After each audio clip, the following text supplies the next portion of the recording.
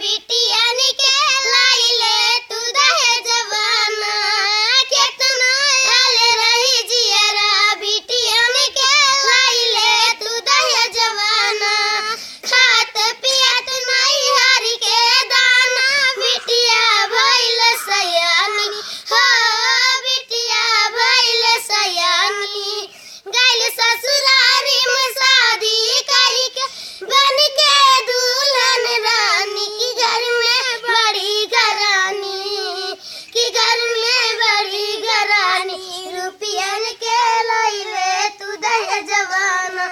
की घर में बड़ी घरानी रुपयन के लाइले तू दहे जवाना सासु ससुर और ननद न मिल के तीनों किए विचार हो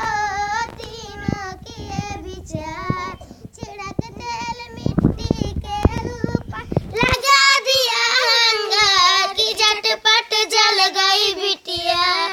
की झटपट जल गई बिटिया अगियन में खुश होत दहे जवाना